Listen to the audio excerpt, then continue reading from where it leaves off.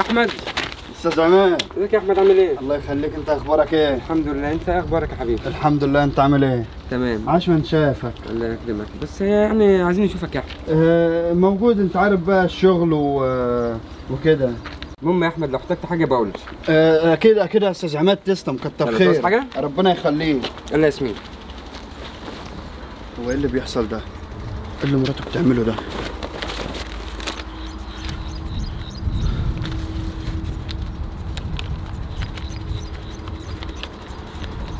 طبعا مش هينفع اقول له استاذ عماد حاجه وهي معاه. استاذ عماد، استاذ عماد، استاذ عماد، استاذ عماد. ايه يا احمد؟ بعد اذنك، يا ريت تبقى تقرا الورقه دي. ماشي يا احمد، ماشي. هو الورقه دي فيها ايه؟ ما تفتحها. لا هفتحها بعدين، اكيد تبقى عايز فلوس بس محروق منك انت. يلا اكشن. طب ما تفتح بقى الورقه يا عماد، كنت عايزه اعرف انت شاغله دماغك بالورقه ليه يا ممكن ياسمين؟ تكون حاجه مهمه. ياسمين ده انا من يوم ما عرفت هو كل شويه يطلب فلوس فلوس فلوس. بقول لك ايه، وانا مش هدفع فلوس، وادي الورقه اهي. ارتحتي؟ خلاص يا عماد. خش يا ياسمين. بقول لك يا عماد، ايه؟ ما تفتح بقى الورقه، شوف لنا كاتب لنا فيها ايه، يمكن حاجه مهمه. يا ياسمين انت شاغله دماغك بالورقه ليه؟ بصي يا بنت دي، من يوم ما عرفت هو كل شويه يطلب فلوس فلوس فلوس، وانا مش هدي فلوس لحد، وادي الورقه اهي عشان ما تزعليش نفسك. طالما انتوا ما بتحبوش كده بتكلموني وتسلم عليه في الشارع يا عماد. يا رب بقى استاذ عماد يفتح الورقه ويعرفها على حقيقتها. انا لازم اعرف الورقه دي مكتوب فيها ايه.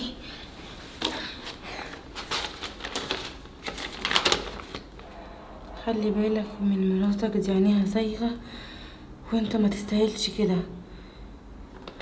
يا ابن الكلب. تعمل معايا كده؟ والله انا قدامك على اللي انت عملته ده. ماشي. بقول لك يا عماد، انا كنت هروح اجيب غدا. غدا؟ اه خلاص ماشي يا ياسمين. ماشي. حياة امي ان انا قدامك على الورقه اللي انت كتبتها دي.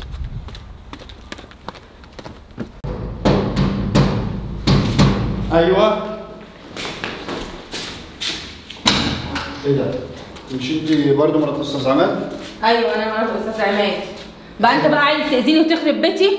على فكره عماد ما شافش الورقه، ده رماها حتى في الزباله وانا اللي اخدتها وقريتها. ما هو بصراحه كده اللي انت بتعمليه ده ما ينفعش. ما ينفعش؟ انا بقى هوريك اللي هينفع. انا هاذيك وهخرب بيتك زي ما كنت عايز تخربها عليا. ماشي. وعلى فكره مش مني، ده من عماد. لا، وانا اكتب له ورقه ليه واستنى لما يشوفها والكلام ده كله؟ انا هروح له لحد عنده. استاذ عماد، استاذ عماد،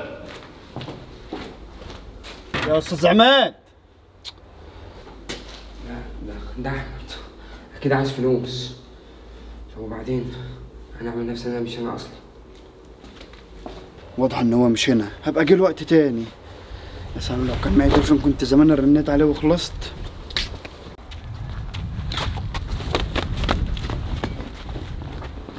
برضه اكيد جاي يقول لجوزي حاجه. طب استحمل بقى اللي هيحصل لك. ماشي.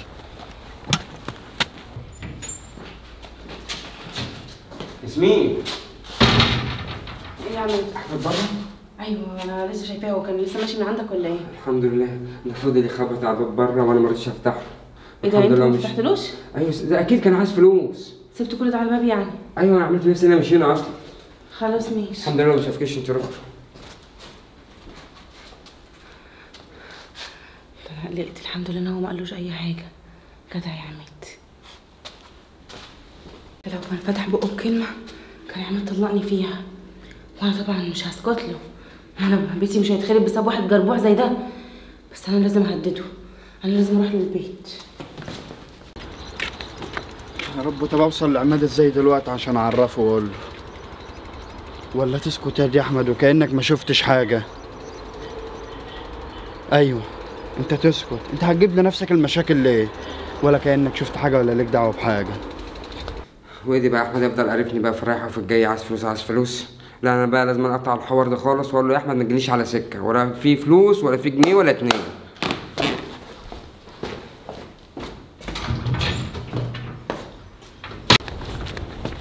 يا احمد خير؟ نجحتك يا اخي.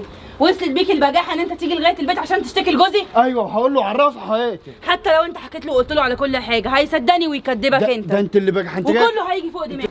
ايه ده ياسمين؟ هي بتعمل ايه هنا؟ يا بجحتك يا شيخ، ما انت جاي لحد بيت عشان خاطر تهدديني؟ ياسمين بتعمل ايه هنا؟ انا كنت مروحه فشفته فحبيت ان انا اساعده يعني.